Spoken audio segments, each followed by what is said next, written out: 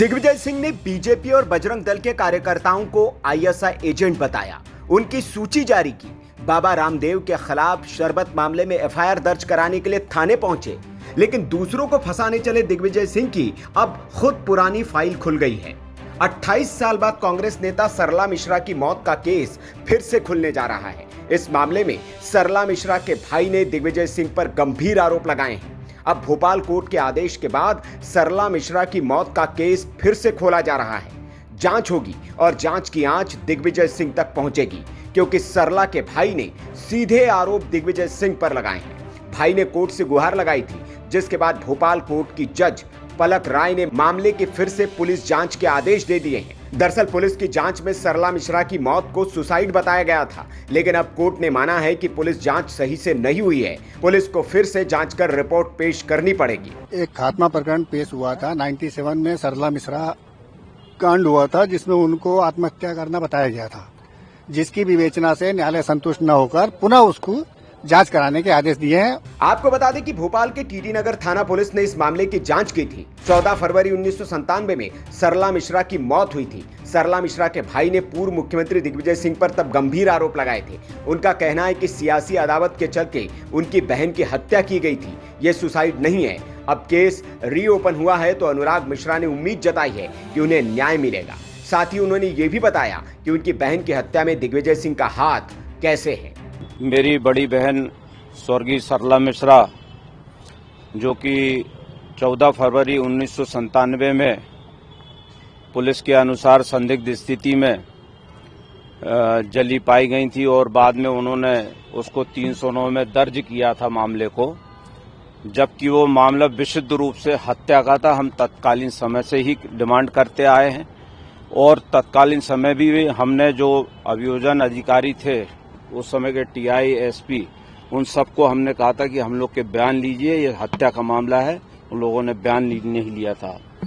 उस समय मध्य प्रदेश विधानसभा में भारतीय जनता पार्टी के विधायकों ने 10 दिन तक के विधानसभा चलने नहीं दी थी और मजबूरीवश तत्कालीन गृह मंत्री चरणदास महंत ने 27 फरवरी 1997 को फ्लोर ऑफ द हाउस में सीबीआई जांच की डिक्लेरेशन किया था, किंतु तत्कालीन मुख्यमंत्री दिग्विजय सिंह और जो अन्य लोग थे, उन लोगों ने जो उसकी प्रक्रिया होती सीबीआई इंक्वायरी की वो होने नहीं दी। सेक्शन 6 DSP एक्ट के तहत जो नोटिस जारी होना चाहिए वो उन्होंने उस समय पे नहीं किया, बल्कि एक पत्राचार करके लीपापोती करते रहे और उन्होंने इस तरीके से पूरे केस को दबाया। कौन से परिजन को दिग्विजय सिंह बचाना चाहते थे उस समय, वो बताएं आज। वो हमारा सीधा आरोप है। हमारे भाई ने 2 दिन पहले मकान सरला दीदी के पास से, बड़े ब्रदर मेरे आनंद मिश्रा, उन्होंने कहा था कि दिग्विजय सिंह से और लक्ष्मण सिंह से झगड़ा हुआ। दीदी ने उनको बयान बोला था, उसके बाद ये घटना घटी है। और पुलिस ने उस समय जो विवेचना की थी, मैं आप लोगों से पूछना चाहता हूं, ये विश्व का पहला केस है जिसमें कोई व्यक्ति या महिला जलते हुए फोन कर रही है। उस समय मोबाइल नहीं थे, लैंडलाइन फोन थे और नंबर भी डायल हो गए, और या नंबर डायल नहीं हुए तो टैप वाले थे फोन, तो वो टैप हो गए। क्या ये संभव है? ये केस ही अपने आप में अलग संदिग्ध था। उसी समय पुलिस को तो हत्या का मुकदमा उसी वक्त डायल करना था। पुलिस ने न उस समय के टेलीफोन जब्त की, न टेलीफोन के तार जब्त किए और न फोन कॉल की डिटेल निकाली, जो कि बयान में आया था कि डॉक्टर योगीराज शर्मा तत्कालीन समय में मुख्यमंत्री निवास से फोन आने के बाद घटना स्थल पर पहुंचा था। घटना स्थल पर पहुंचने के बाद योगीराज शर्मा के पुलिस केस डायरी में बयान है कि जब मैं मकान में पहुंचा था तो धुला हुआ पोछा हुआ था और 2 घंटे तक के दोनों, राजीव दुबे जो घटनास्थल पर पहले पहुंचने वाले पड़ोसी थे, वो और ये दोनों अधिकारी थे। इन लोगों ने पुलिस को ना सूचना दी, ना अस्पताल को सूचना दी। सीएम हाउस को सूचना दी और सीएम हाउस ने योगीराज शर्मा को पहुंचाया। उन्होंने एम्बुलेंस या हमीदिया हॉस्पिटल से लोगों को क्यों नहीं पहुंचाया? और 2 घंटे तक ये क्या करते रहे? ऐसी बहुत सारी विसंगतियां हैं। ना क्या हुआ है पंडित जी इस मामले में? सत्यपति, डॉक्टर सत्यपति का भी बता दे रहा हूं मैं जरा। डॉक्टर सत्यपति ने उस समय जो फॉरेंसिक विशेषज्ञ थे, उन्होंने अपने सीन ऑफ क्राइम में कहीं ये बताया ही नहीं कि टेलीफोन का उपयोग हुआ या टेलीफोन की जब्ती भी बताई हो।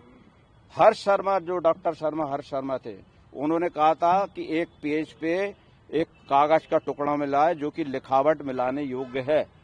उस समय लिखावट इसलिए नहीं मिलाई गई क्योंकि जो डाइंग डिक्लेरेशन में इन लोगों ने दस्तखत बनाए हैं वो अंतर आ जाता, तो उस समय भी वो हुआ। तो ऐसे बहुत सारे इन लोगों ने जो है पेचीदगियां जो थी उसको दबाया और सीबीआई इंक्वायरी भी नहीं होने दी। हम हर स्तर पे लड़े, हाई कोर्ट में भी लड़े। हाई कोर्ट से आदेश हुआ हमारे को कि आप वापस भोपाल न्यायालय में जाइए, वहां पे खात्मा में अपने बयान दीजिए।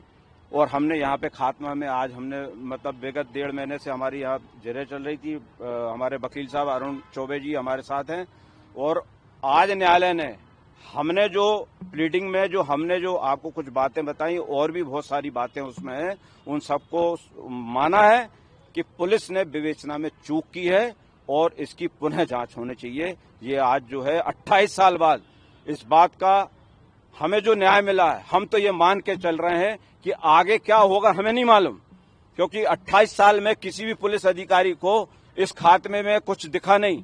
19 साल बाद पुलिस अधिकारियों ने 19 साल बाद यहाँ पे पेश किया है। और 19 साल बाद कब? जब तत्कालीन कांग्रेस सरकार आई थी अभी 13 महीने, उसके पहले किसी को ये केस डायरी दिखी नहीं। 19 साल तक खात्मे की केस डायरी रखे रहे आप। 19 साल बाद यहाँ पेश किया, तब फिर हमने यहाँ पे माननीय न्यायालय में आवेदन वगैरह भी लगाए। तो आज जो ये न्याय मिला है ये अपने आप में सिद्ध करता है, ये मौन स्वीकृति है हत्या की।